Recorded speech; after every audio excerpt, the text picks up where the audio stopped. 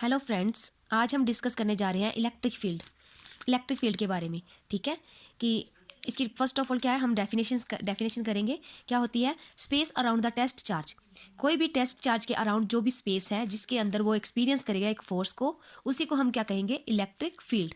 मान लो हमारे पास कोई एक एक क्या है, पॉजिटिव चार्ज है। ठीक है, ये क्या है, इसके अराउंड क्या, इसके अंदर से फील्ड निकल रही होगी, इस चार्ज की कुछ ना कुछ फील्ड होगी।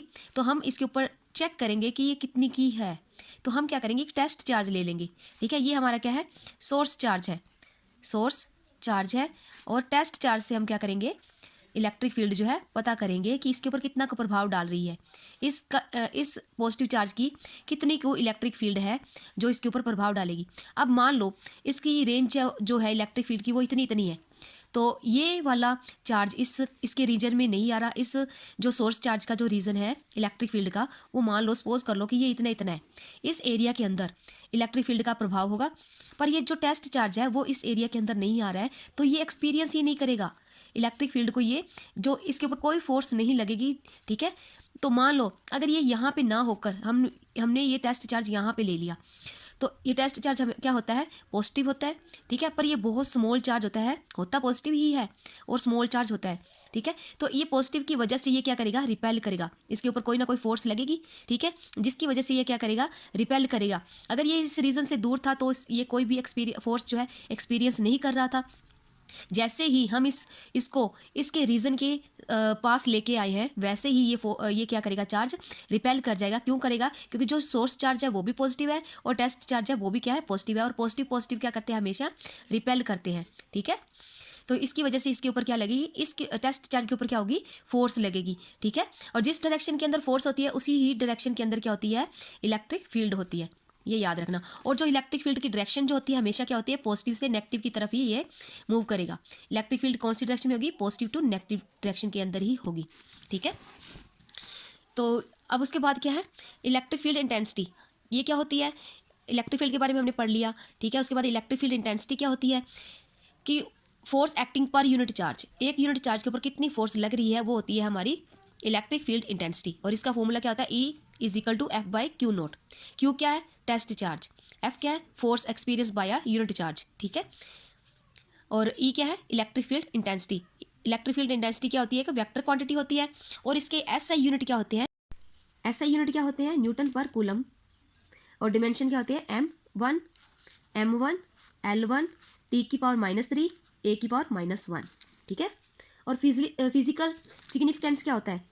फिजिकल सिग्निफिकेंस होता है क्या है? इससे इसकी वजह से इलेक्ट्रिक फील्ड इंटेंसिटी की वजह से हम फोर्स जो है फाइंड कर सकते हैं। अगर हमें ई गिवन है, चार्ज गिवन है, तो हम इजीली क्या है? फोर्स जो है निकाल सकते हैं। ठीक है, अब हम बात करने जा रहे हैं electric field due to a point charge and due to a group of charge. First of all हम बात करेंगे electric field due to point charge. Point charge की वजह से किस तरह से हमें इलेक्ट्रिक फील्ड जो है मिलेगी। मान लो हमारे पास क्या एक प्लस क्यू चार्ज है और एक टेस्ट चार्ज लिया है। ठीक है, और इन दोनों के बीच का जो डिस्टेंस है वो क्या है? हमारे पास आर है। तो अब ये टेस्ट चार्ज भी पॉजिटिव होता है और इस टेस्ट चार्ज को हम मान लेते हैं पी, पॉइंट पी मान लेते हैं। तो इस पी पॉजिटिव की वजह से ये पॉजिटिव क्या करेगा? इन दोनों के अंदर कौन सी फोर्स लगेगी? रिपल्शन वाली फोर्स लगेगी। रिपल्सिव फोर्स लगेगी तो इधर क्या करेगी? इससे फोर्स लगेगी तो रिपेल करेगा। मैंने पहले बताया था कि जब जिस डायरेक्शन के अंदर फोर्स होती है उसी डायरेक्शन के अंदर इलेक्ट्रिक फील्ड अप्लाई होती है। ठीक है, इधर फोर्स है तो इलेक्ट्रिक फील्ड भी हमें यही मिल जाएगी। ये पॉजिटिव क्या करेगा? इसके ऊपर रिपेल करेगा, जिसकी वजह से हमें इलेक्ट्रिक फील्ड जो है इस डायरेक्शन में मिल जाएगी। ठीक है, तो हम कूलम्स लॉ लगा देंगे। कूलम लॉ क्या होता है? F is equal to Q naught upon R square. One के होता है ना, के कॉन्स्टेंट की वैल्यू हमारे पास होती है 1/4 पाई एप्सिलॉन नॉट। ठीक है, तो एफ इज इक्वल टू हम क्या करेंगे? 1/4 pi epsilon naught Q naught upon R का स्क्वायर। और हमें पता है इलेक्ट्रिक फील्ड इंटेंसिटी हमने पहले निकाली थी, तो वो क्या थी? Force upon Q naught test charge. अब ये वैल्यू अगर इसके अंदर पुट करेंगे तो हमारे पास इलेक्ट्रिक फील्ड की जो वैल्यू आएगी वो क्या आएगी? पॉइंट चार्ज के लिए क्यू अपॉन, क्योंकि क्यू नोट से क्यू नोट कैंसिल हो जाएगा, ऊपर क्या बचेगा? Q upon 4 pi epsilon naught R square.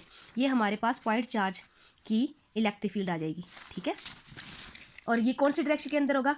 ये हमारे पास जो आ गई है कौन से वेक्टर के अंदर लेंगे तो यहाँ पे आर वेक्टर ले लेंगे। ठीक है, ये कौन सी डायरेक्शन के अंदर हमारे पास इलेक्ट्रिक फील्ड आई है? अलोंग द और ओपी, क्योंकि हमने क्या कहा था? फोर्स लग कैसे रही है, O2P लग रही है। इलेक्ट्रिक फील्ड कैसी है, O2P है, तो अलोंग द OP ही हमें क्या इसकी डायरेक्शन मिलेगी। अब बात करेंगे हम ग्रुप ऑफ चार्जेस की। Electric field due to group of charges, तो हम इलेक्ट्रिक फील्ड कैसे निकालेंगे। सपोज करो कि हमारे पास इधर यहाँ पे Q1 पड़ा है, यहाँ पे Q2 पड़ा है, यहाँ पे Q3 पड़ा है, एंड सो ऑन Qn है। तो यहाँ पे मान लो कोई टेस्ट चार्ज है, ठीक है।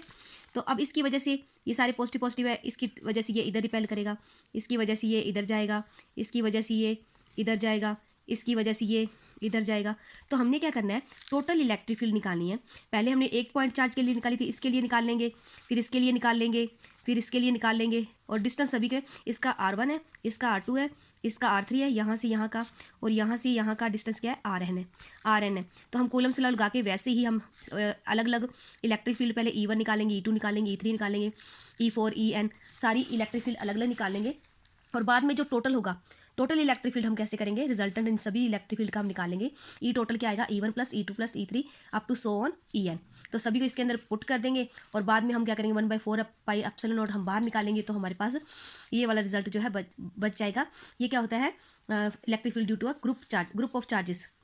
बहुत सारी चार्जेस की वजह से हमें एक इलेक्ट्रिक फील्ड जो मिली है वो कौन सी है, ये वाली है। Thanks for watching the video. आज की वीडियो में बस हम इतना ही करेंगे।